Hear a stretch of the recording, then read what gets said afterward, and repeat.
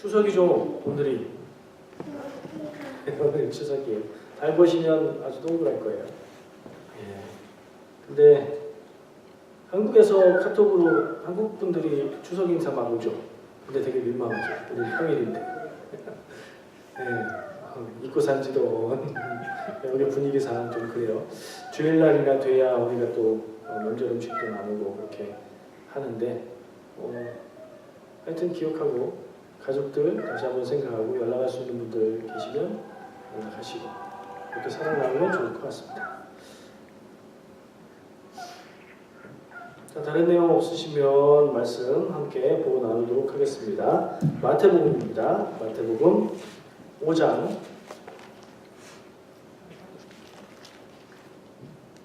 43절로 45절까지 말씀입니다.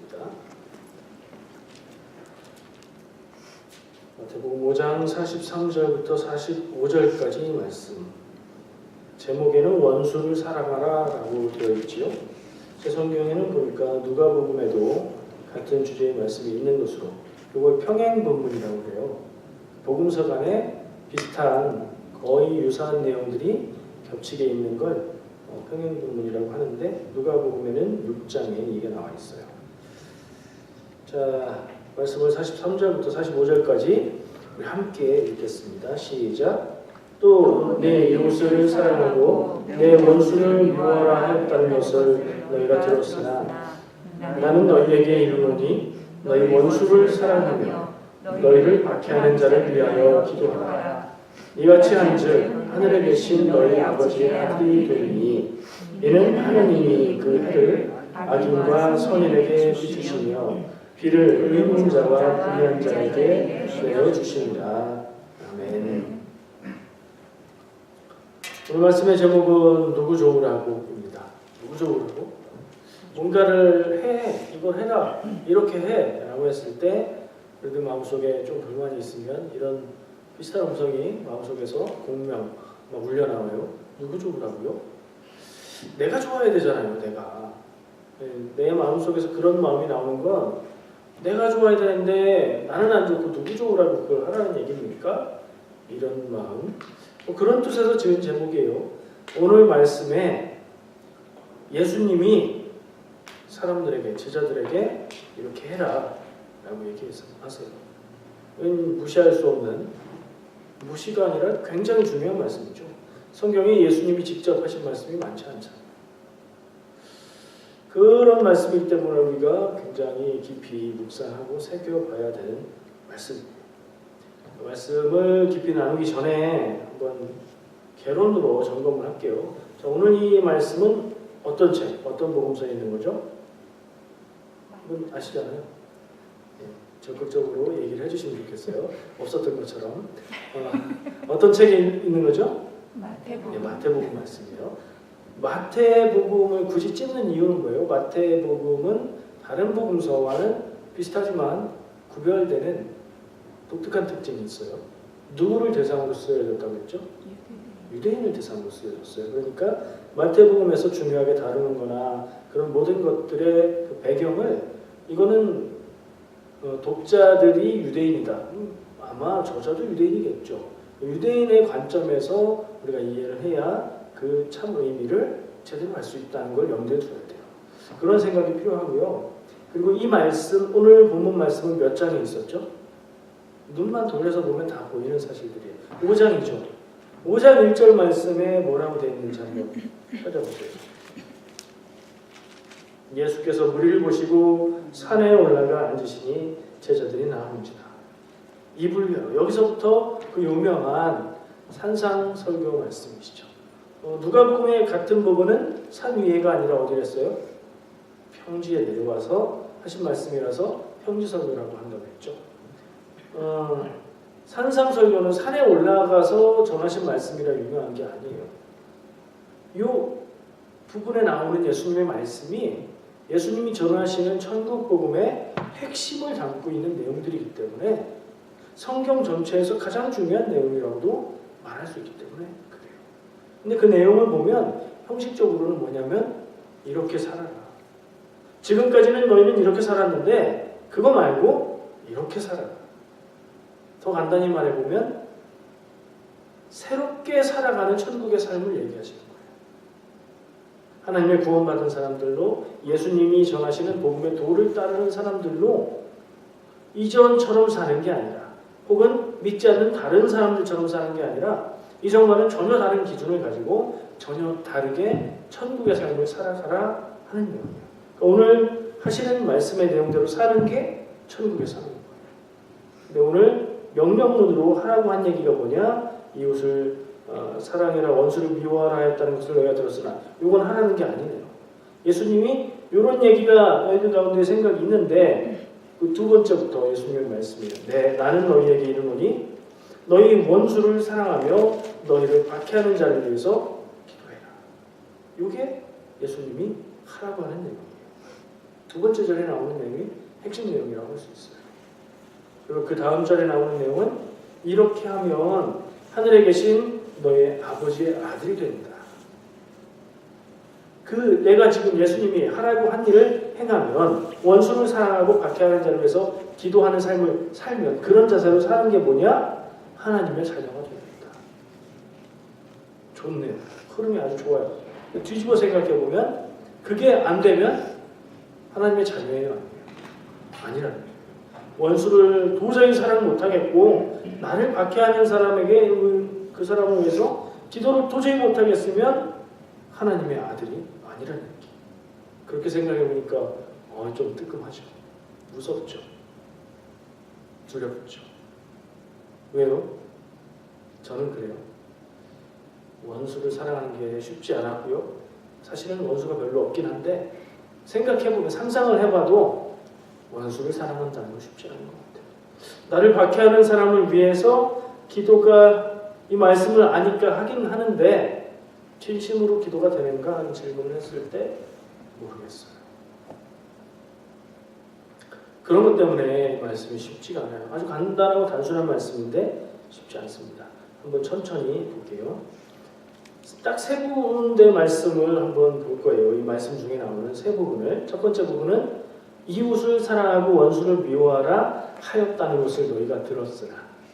예수님이 이렇게 말씀하셨어요. 근데 어디서 들었을까요? 이 말을.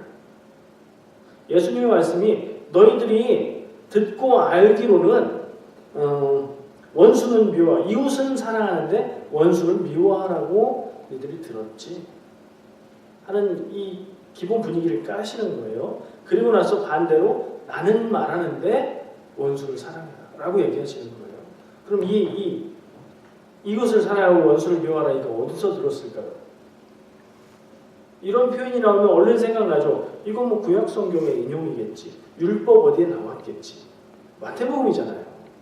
그 구약 성경을 인용하고 율법을 중요하게 여기는 유대인의 복음서 마태복음이니까 그런 생각을 얼른 해요. 근데 아무리 찾아봐도 성경에 이런 구절은 없어요. 이웃을 사랑하고 원수를 미워하라. 내용상 이것과 비슷한 구절도 없어요. 성경에도 없고 그러니 당연히 율법 가운데도 없고 또 더 찾아봐요. 유대인들이 중요하게 여기는 건 성경뿐만 아니라 랍비들의 문헌, 뭐 탈무드 이런 거 있잖아요. 거기 찾아봐도 없어요. 그런 얘기가. 예수님은 왜 이런 말씀을 하셨을까요? 이웃을 사랑하고 원수를 미워하라. 이런 말을 너희가 들었는데 그런 말이 없는데 성경에 지금 기록으로 남아있지 않은 없어진 어떤 문서에 있을까요?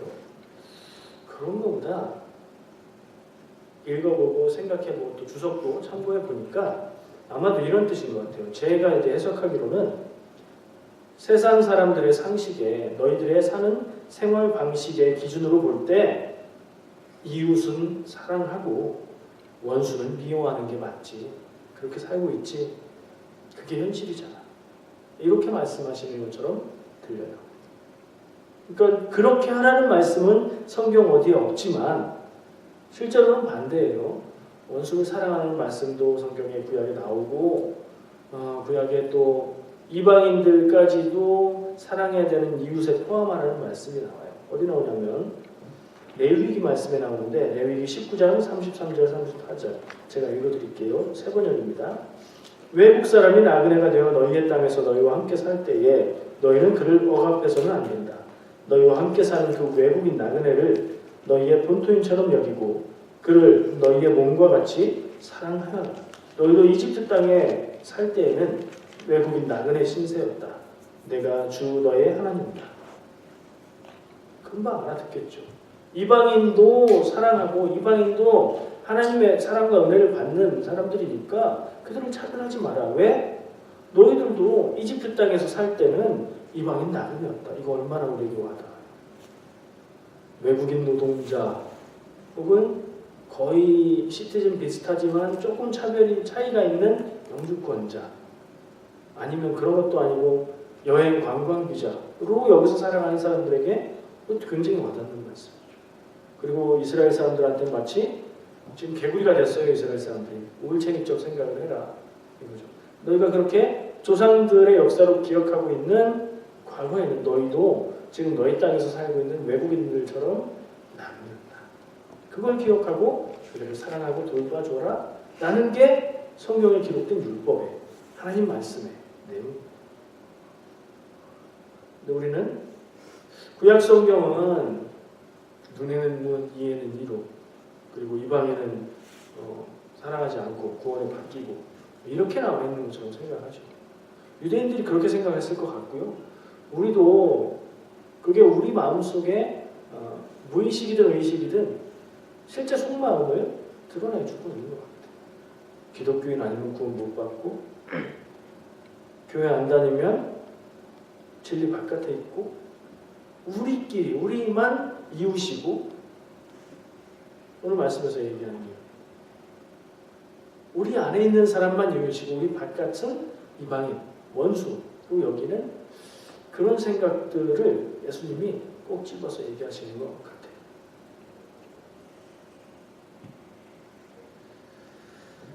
근데 하나님의 뜻과 성경에 보면 하나님의 뜻이 나타나고 있고요. 그리고 사람들의 모습이 나타나요. 사람들의 일반적인 모습이 드러나는 것을 기록해낸 내용이 있고 그것과는 참 다른 하나님의 뜻이 또 담겨 있어요. 그러니까 이방인도 본토인처럼 대하라라는 말씀은 하나님 뜻이에요. 하나님의 기준은 그래요. 근데 사람들은 그걸 그렇게 받아들이지 않고 유대인들은 우리는 하나님의 선택받은 백성, 하나님의 율법을 받은 백성, 하나님의 말씀을 가진 백성이니 우리는 거룩하고 특별하고 너희들은 그렇지 않으니 그런 기준을 갖고 살지 않으니 너희들은 아니야 라고 살았던 거죠. 우리들 마음에도 그런 비슷한 모습이 있을 수 있어요. 우리라고 얘기할 수 있는 교회 안에도 선을 그어놓고 누구는 뭣도 안 하고 그냥 주일 예배만 나오잖아. 나는 이것도 하고 이것도 하고 이것도 해. 이런 선이 있을 수도 있어요. 근데 그거는 하나님 뜻은 아닌 것 같아요. 그러나 사람의 삶은 늘 하나님 뜻을 따르기보다는 우리 뜻을 따르죠. 나 편한 대로 내가 원하는 대로 나에게 좋은 대로 하나님 뜻을 이렇게 바꿔서 맞춰서 그렇게 편하게 살고 싶죠. 그게 아니라는 걸 저는 이 말씀에서 발견을 했어요. 우리가 바라봐야 될 바는 나의 편리함, 나의 평안함이 아니라 언제 어디서나 하나님의 뜻이 무엇인가 라는 점을 생각해야 되는 것 같아요. 두 번째 함께 보고 나눌 말씀은 원수를 사랑하고 박해하는 자를 위해 기도하라. 이게 핵심이죠. 예수님이 하신 말씀이에요. 원수를 사랑하라. 이건 너무나 많이 들어서 그 뜻을 생각하지 않아도 그냥 익숙해요. 원수를 사랑하라. 원수를 사랑할 수가 없잖아요. 원수가 사랑이 안 되는 게 자연스러운 거죠. 원수를 사랑하고 나를 박해하는 사람을 위해서 기도하라는 걸 실천하려면 굉장히 힘이 들어요. 왜냐하면 이건 자연스러운 마음의 흐름을 거슬러 올라가야 가능한 일이기 때문에. 나한테 잘해주는 사람이 좋고 나를 불편하게 하는 사람은 싫고 이게 우리의 자연스러운 마음이죠. 잘못된 게 아니에요. 다 그래요. 다 그래요. 근데 그렇게만 다 살아간다고 생각해 보세요. 누구는 주기만 하는 게 좋아서 잘해주기만 할까요? 다 똑같은 마음이면 서로 우리가 갈등하고 경쟁하고 싸우고 그럴 수밖에 없어요. 누군가는 나를 접고 희생하고 나누고 돕고 사랑하기 때문에 우리가 이런저런 일도 있지만 한 공동체를 유지하고 있는 거거든요. 우리의 마음속에 자연스러운 반응은 나한테 잘해주는 사람일지라도 그 잘해주는 게 계속 유지되지 않거나 혹은 그 잘해주는 게 점점 더 잘해줘야 계속 잘해주는 것 같은데 똑같은 수준만 유지하면서 잘해줘도 이건 한계의 효용의 법칙이라고 내 마음의 만족이 점점 줄어들어요. 그냥 당연한 수준을 하는 거예요. 잘해주는 사람이 잘해주는 건 당연한 거. 그래서 그러다가 그 사람이 조금 부족한 것 같으면 나한테 왜 그래? 변했어? 전에 안 그랬잖아. 기독교인이라면서 사랑한다면서 어떻게 이래? 라는 마음이 나오는 게 우리의 자연스러운 마음입니다. 그렇죠? 사랑을 위해서 기도해라. 이걸 실천하는 것보다 이걸 실천하겠다는 마음을 먹는 게 더 힘든 것 같아요. 그냥 내 의지로는 안 돼요. 하나님 앞에 이것도 내놓고 기도할 때나 가능한 거. 여러분 할 수 있으세요?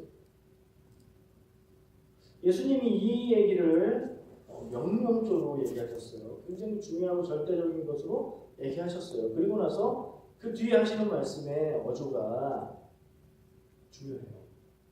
예수님은 이 명령을 하시고 난 다음에 사람들에게 아주 감동적인 그런 얘기들을 감정적으로 막 감격을 주고 감동을 주어서 그렇게 해야지 하게 만들지 않으세요. 어떤 대단한 논리로 이건 이래서 이렇고 저건 저래서 이러니 이렇게 해야 된다 라고 설명하지도 않으세요.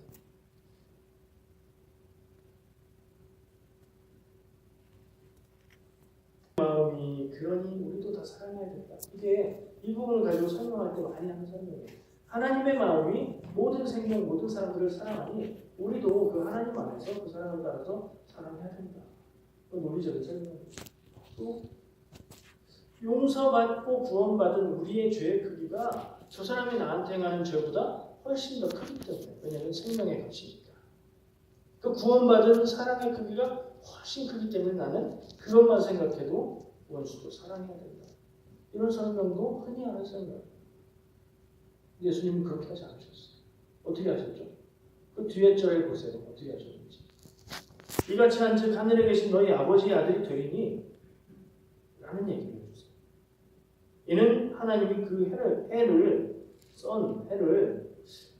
바로 길게 해야 되나? 그 해를 악인과 선인에게 비추시고 비를 의로운 자와 불의한 자에게 차별하지 않고 공평하게 주시는 그런 분이기 때문이다. 근데 그 앞에 꽤 더 중요한 것 같아요. 하늘에 계신 너의 아버지의 아들이 된다. 어떻게 하면? 이렇게 한다. 이렇게가 뭐였어요? 첫 번째, 원수를 사랑하고 두 번째, 나를 박해하는 사람을 위해서 기도하는 거. 이거를 하면 하나님의 아들이 됩니다.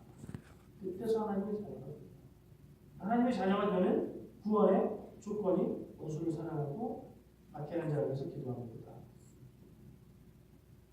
조건을 거신 거예요. 설득하지도 않고 감동을 줘서 그렇게 움직이려고 하지도 않고 단호하게 조건을 걸어서 이렇게 해야 된다. 안 하면 하나님의 자녀가 아니다. 라고 말씀하세요. 그만큼 이 부분은 양보할 수 있는 분도 아니고 할할 수 있는 분도 아닌 거거든요. 안 하면 무언가를 잃게 될 경우에는 그걸 하죠. 하기 싫어도. 굉장히 중요하고 해야 되는 일인데 안 하는 거 많잖아요. 안 해도 나한테 큰 피해가 없기 때문에. 근데 안 하면 나한테 큰 피해가 온다든가 아니면 그걸 했을 때 그거 하는 힘든 것보다 훨씬 더 큰 게 주어진다. 그러면 누구나 하죠. 그래도 안 하는 사람이 있긴 하지만 대체로 해요. 그 정도 되면. 그죠? 그게 사람의 마음이 자연스러운 거예요. 예수님이 그 부분에 이걸 딱 놓으신 거예요. 구원의 문제를 여기다 보셨어요. 구원받은 하나님의 자녀라면 원수를 사랑하고 그런 상황이 있어야 아니면 아니다. 어떡하죠? 혹시 용서가 안 되는 원수가 있으십니까? 원수 자체를 그냥 아예 없애버리세요. 그게 잘 안 되면 그걸 놓고 기도해야 되겠지. 이렇게 단순하고 간결하게 뭐 그 말이 맞나 틀리나를 따질 필요도 없고 어떻게 그러냐고 얘기할 필요도 없어요. 그거 아니면 하나님의 자녀는 아니야 라고 이렇게 단순하고 강력하게 말씀하시는 이유는 그게 하나님의 뜻이라는 거예요. 하나님이 제일 중요한 것이고 하나님의 뜻이기 때문에 그렇게 하라 라는 거예요. 꼭 기억하고 따를 필요가 있는 말씀이에요. 뭘 기억해야 돼요? 두 가지 하라는 거. 원수 사랑, 박해하는 사람에서 기도. 원수 있으세요? 대답을 안 하셔도 되고. 정말 싫고 정말 그런 사람. 생각만 해도 기분이 나빠지고 가까이 있으면 정말 소화가 안 되는 사람. 어떻게 사랑해야 될지는 모르겠지만 정말 사랑하시는 거예요. 그렇게 할 수 있으시길 축복합니다. 그보다 먼저 그런 원수가 없으시기를 축복합니다. 나를 박해하는 사람을 위해서 기도해라. 이건 현실적으로 있을 거예요. 강도가 다를 뿐 나를 괴롭게 하고 불편하게 하는 사람 있을 거예요. 그걸 위해서 기도하라. 그에게 따지거나 그에게 요구하거나 소리 지르거나 찬소리하거나 그게 아니라 그를 위해서 기도하라. 라고 주님이 말씀하셨습니다. 내 마음 가는 대로 내가 하고 싶은 대로 나한테만 좋은 대로 사는 건 기독교인의 삶이 아닙니다. 열심히 살아서 성공하는 것 굉장히 좋은 거긴 한데 기독교인의 삶의 본질은 아닙니다. 그렇게 하지 말라는 게 아니라 그게 본질은 아니라는 거예요. 우리 인생의 본질은 하나님이 원하시는 대로 사는 거예요. 우리에게 하나님 주신 인생, 우리에게 하나님 주신 그 시간, 나에게 주신 사랑해야 될 사람들, 그들과 함께 하나님의 뜻을 따라서 살아가는 게 우리가 살아가야 될 길입니다. 성경에서 하시는 말씀들을 조금 확대 해석한다면 다 하나님의 뜻에 따라서 사는 방법이라고도 얘기할 수 있을 것 같아요.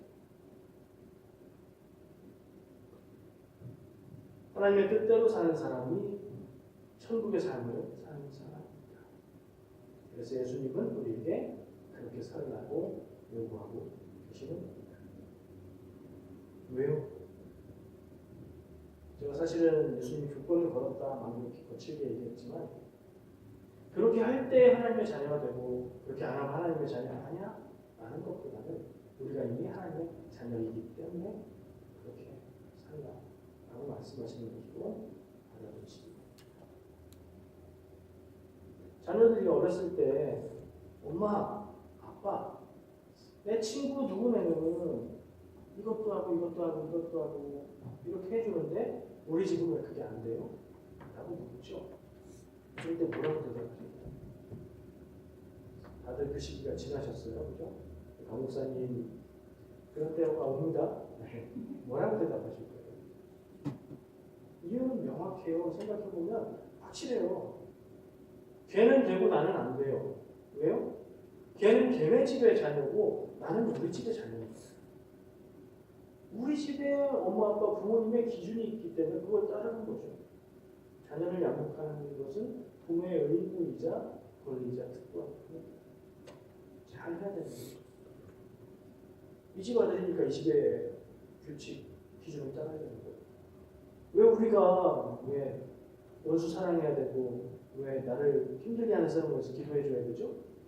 하나님의 자녀입니다. 하나님의 기준과 법을 따라서 사는 겁니다.